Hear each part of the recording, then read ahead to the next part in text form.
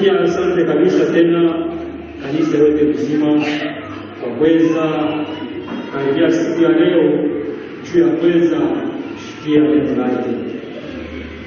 Tunaona kama tunasimama mbele ya Mungu wetu ni kwa kutaka tu kwake sisi tupate simama mbele yake na tupate kusema kwa upande wake. Asante. Hivi napenda kumtamkia kanisa takatifu ya Bwana wetu Yesu Kristo, jambo lenu. Niko na furaha sana. Ndio na furaha sana kwa sababu gani? Unaona Mungu dunia kama wanasema wewe ndio tenda kurepresenter chef de l'État. Wile mkusanyiko. Ule mtu atampatia na bagarde corps. Maana ule mtu wakati atafika pale atasema kama vile ni chef de l'État, lakini hana chef de l'État. Mimi ninashikia furaha sana kwa sababu niko nasema kwa upande ya nani? Ya Mungu. Haleluya! Tunasema kwa upande wa Mungu, maana Mungu wetu hapa tunakuwa malaika wake. Kwa ajili ya neno lake. Haleluya! Ni wanani watakatifu, tunapenda kama wanani watakatifu katika dunia.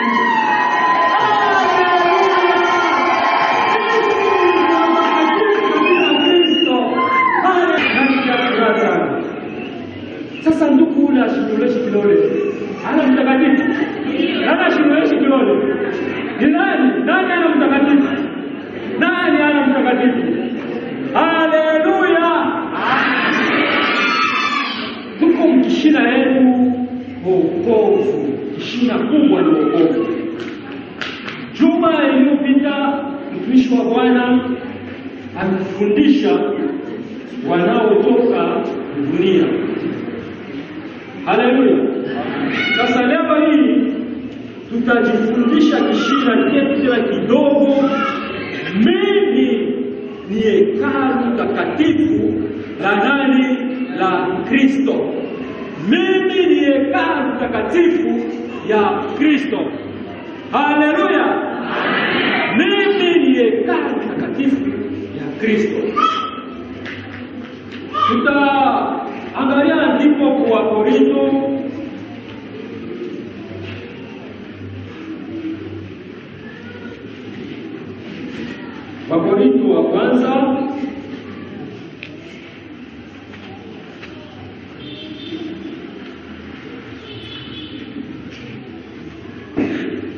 Korinto wa kwanza tutasoma tatu. Korinto wa kwanza 3 kwanza 16 kufika 17. Korinto wa kwanza 3:16 à 17. Korinto wa kwanza 3:16 à 17. 16 nasema hivi: hamjui ya kwamba ninyi ni hekalu la Mungu na Roho ya Mungu anakaa ndani yenu? Kama mtu akiharibu hekalu la Mungu, Mungu atamharibu yeye, kwa sababu hekalu la Mungu ni takatifu. Ninyi ni hekalu lile. Hamjui ya kwamba ninyi ni hekalu ya Mungu? Hamjui ya kwamba ninyi ni hekalu la Mungu na ya kuwa Roho wa Mungu anakaa ndani yenu? Kama mtu akiharibu hekalu la Mungu, Mungu naye atafanya nini? Atamharibu. Maana hapa sisi tuko hekalu la Mungu. Haleluya! Sisi ni hekalu la Mungu. Maana Mungu ni ndani yetu.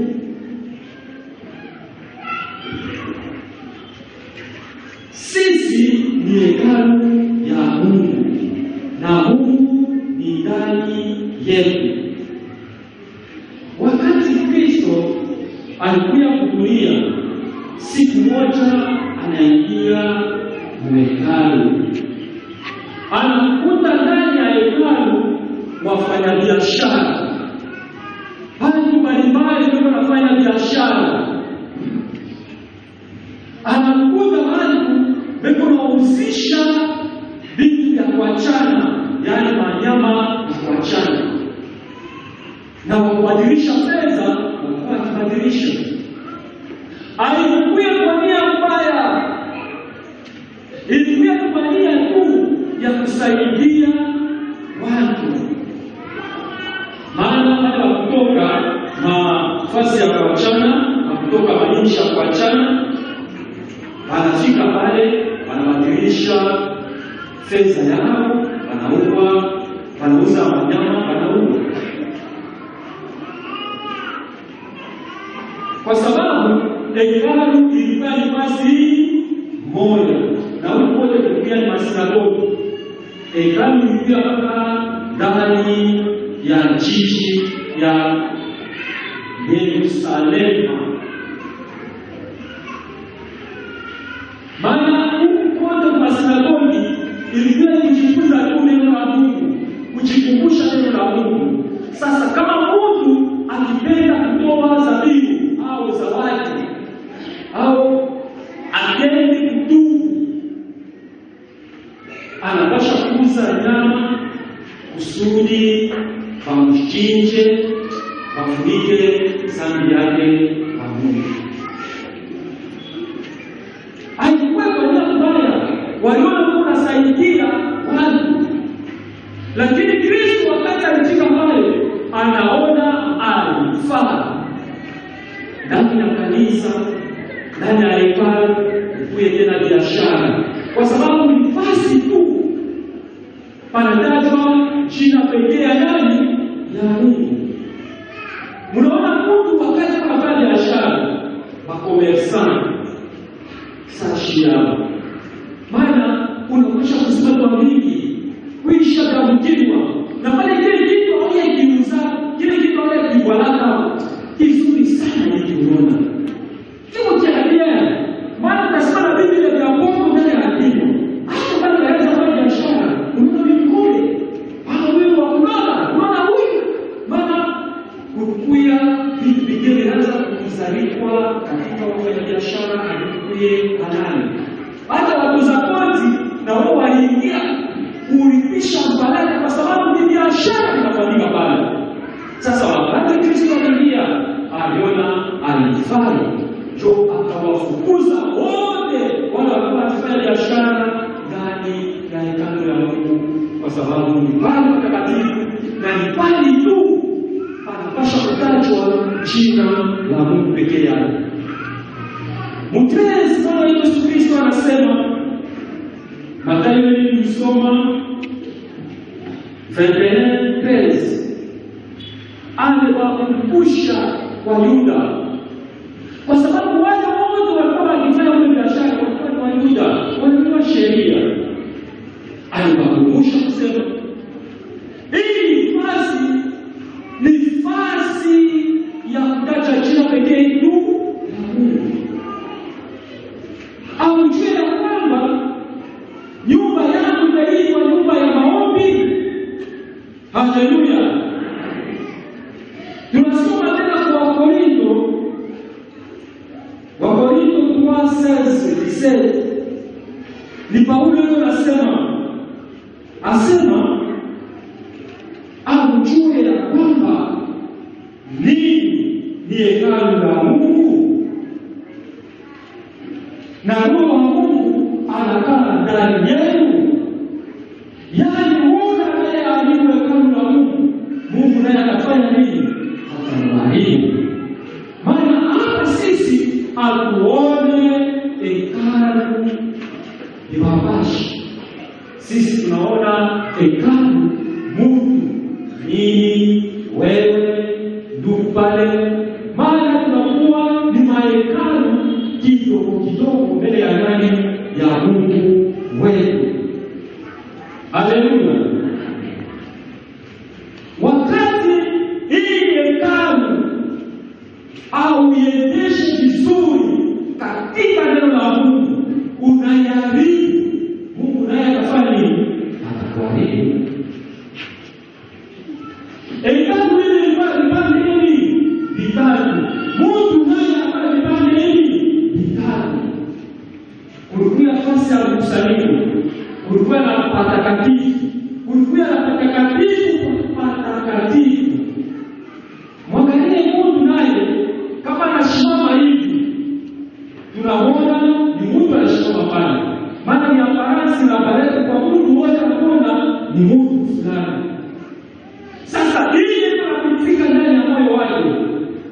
sisi hatujui mtu yule kama ni mtakatifu au kama haina mtakatifu, maana nafsi yake, roho yake jambo naleta ushuhuda mbele ya Mungu, kwa sababu viwili mbele ya macho ya Mungu havitakufa.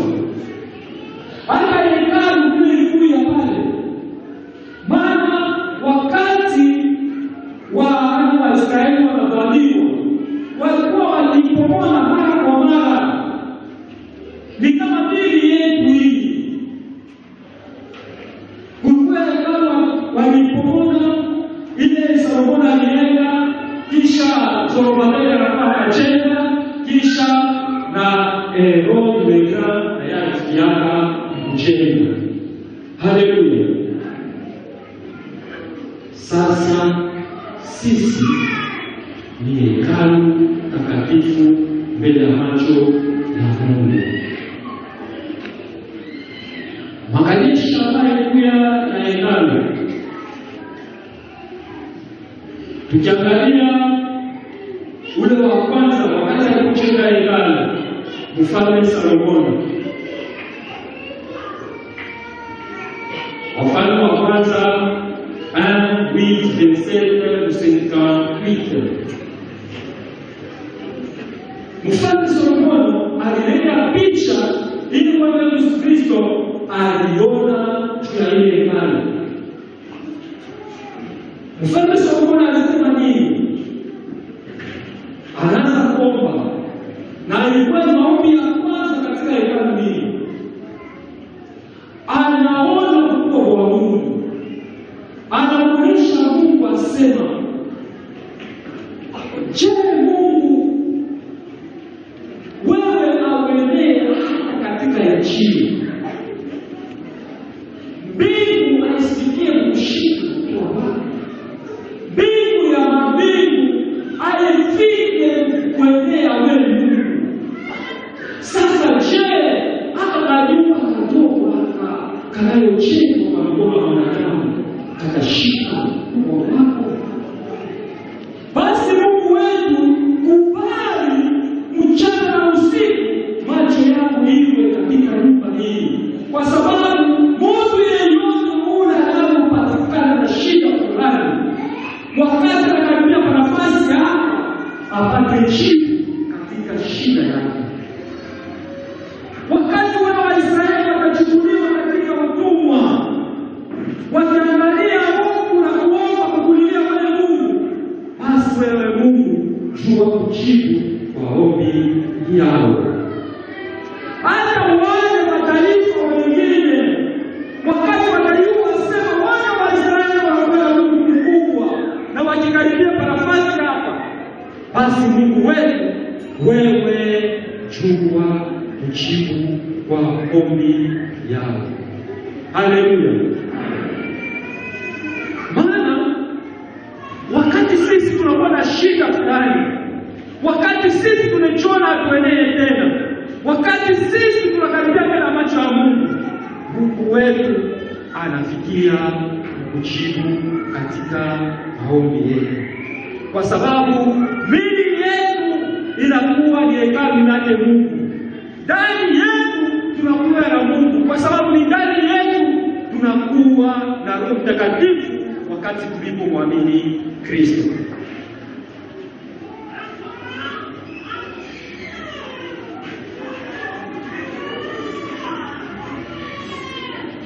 Yesu ni mwamba imara, juu yake sisi tunajenga. Maana misingi yetu ni juu ya Kristo, yeye aliye mwamba, yeye aliye jiwe lililokataliwa. Tusome Petro wa kwanza 2:4 kufika 5. Petro wa kwanza kusoma chapitre 2 verset 4 à 5. Inasema hivi: na mkikuja kwake, inasema na mkikuja kwake jiwe lenye uhai lililokataliwa na watu, lakini chaguliwa kwa Mungu, lenye heshima sana. Nyinyi vile vile kama mawe yaliyo hai mumejengwa muwe nyumba ya Roho, ukuhani mtakatifu, kutoa dhabihu za Roho za kupendeza Mungu kwa njia ya Yesu Kristo. Asema Kristo yeye ndio jiwe lililokataliwa na wanadamu, bali Mungu yeye alimchagua na akamupa heshima. Nani kama mawe yaliyo hai, maibwe ile iliyo hai, munajenga juu yake Kristo katika kiroho. Sisi kama vile makuhani na watakatifu tutoe dhabihu za kiroho katika maombi, katika kuabudu, katika kumsifu Kristo. Haleluya! Tutoe dhabihu za kiroho. Tushaanza kuonesha kwamba tunampenda Kristo, lakini ndani yetu tuko mbali na mapenzi ya Kristo. Tuoneshe kwamba tunampenda Kristo ndani na nje. Vile wanaona nje watiifu wa neno la Mungu, wale wanaomfuata Kristo, na ndani yetu metone vile vile. Sisi wote tunatii neno la Mungu. Kanisa, jambo hili tuko natii neno la Mungu. Kanisa, jambo hili tuko natii neno la Mungu. Tuko natii neno la Mungu. Shimshikie kanisa, jambo hili tuko natii neno la Mungu. Tunapata majibu mbili. Sio tunaona shikia kumi, shikia tatu. Tuko natii neno la Mungu.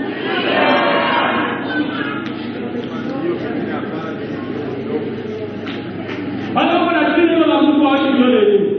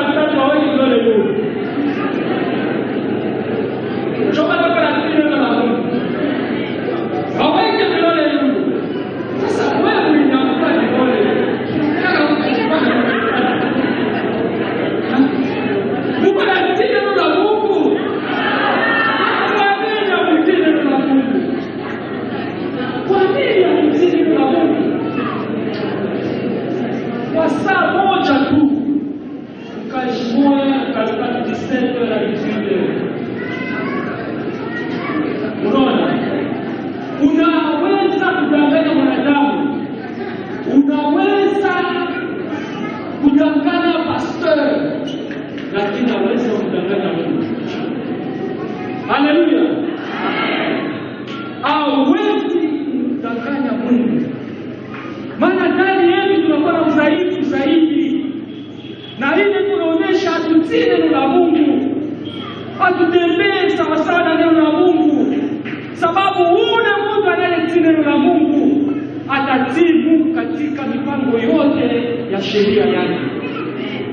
Sasa sisi tuko naonesha katika siku ya juma kama tunampenda Mungu, tunatii neno lake, lakini vingine tunaacha sema hivi ya wakubwa, hivi ni vya wazee na watumishi. Juna ba imagine wenyewe abaku yake naona banaanza kuya mitu ya Afrika. Haleluya! Tutii neno la Mungu katika mipangilio yote. Vile Mungu wetu atapenda sema tuko na mtii Mungu wetu. Sisi ni hekalu la Mungu.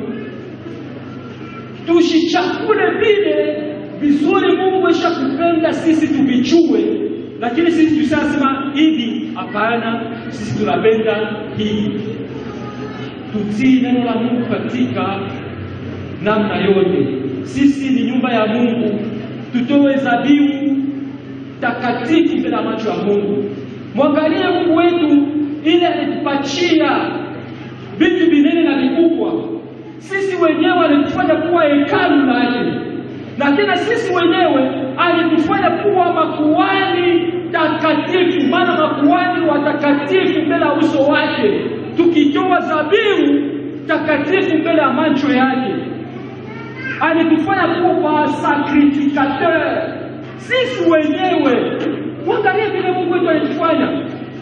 Tukiangalia katika hekalu zamani, ni wale makuhani walianza kuingia pahali patakatifu mara moja kwa mwaka, pahali patakatifu mara moja kwa mwaka. Haleluya! Sasa Mungu wetu alitupatia sisi nafasi ya kumkaribia kila siku, ya kufika pahali patakatifu kwa watakatifu saa yote tunayopenda kumkaribia Mungu. Maana Mungu wetu alitufanya kuwa watu wakubwa wanene zaidi. Hata shetani eko nafikia mkushangaa, hata shetani eko nafikia mkuanzie vile wewe mtu ulio kuwa mbali na uso wa Mungu, vile Mungu anatufanyia. Maana Mungu anakufanya kuwa kitu kia bei mbele ya macho yake. Ile heshima alikupatia Kristo, anabeba heshima kwa moyo anakupatia na wewe. Maana sisi ni watakatifu mbele ya macho ya Mungu. Tunapaswa kutoa dhabihu iliyo hai kila sana, kila wakati mbele ya macho ya Mungu, na ile kumpendeza Bwana Mungu wetu. Sasa kama wewe bado hujamwamini Kristo, wewe bado uko mbali na mapenzi ya Kristo, kumwamini Kristo, maana wewe uko mbali zaidi, au stahili hata mara moja hawastakuita hekalu takatifu, sababu hujamwamini Kristo. Tusome Petro wa kwanza, Petro wa kwanza 2, tasoma 6 kufika 7.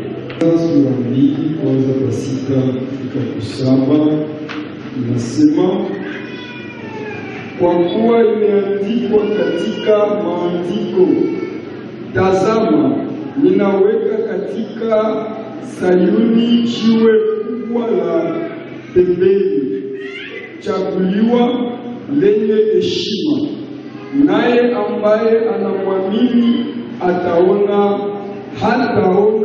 haya. Basi damani hii kwenu munaoamini, lakini wao wasioamini. Roho ya Mungu anasema juu ya Kristo, asema tazama katika Sayuni nimeweka jiwe kuu. Hapana jiwe kidogo, jiwe munene, na mteule, maana mchaguliwa, mwenye heshima, na kila mtu anayemwamini atapata haya, kwa sababu maandiko nasema ule anayenishikilia haya mbele ya wanadamu, na mimi nitamshikilia haya mbele ya nani? Haleluya! Maana wakati wewe unaomwamini Kristo hautapataka haya siku ile.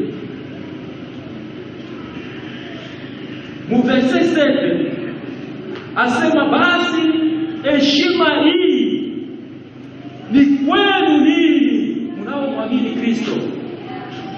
Maana ile heshima Kristo eko nayo, na sisi kama vile tunachomwamini anatupatia heshima. Sisi tunakuwa kukusanyika wa Mungu katikati yetu, wasikie kwa bado washukuamini. Beko hapo nani washukuamini? Haleluya! Nani washukuamini?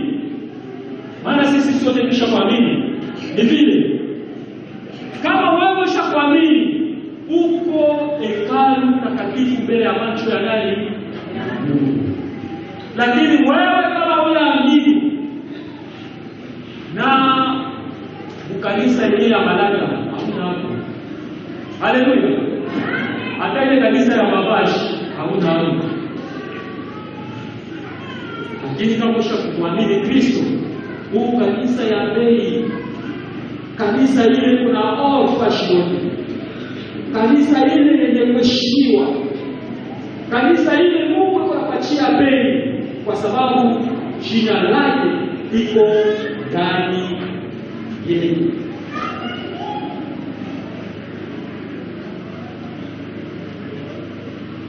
Mungu alipatia privilege ya sisi sote kumwamini Kristo.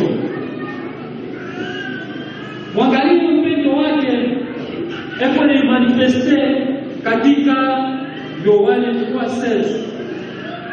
Kwa maana Mungu alivyoipenda ulimwengu hata kutoa mwana wake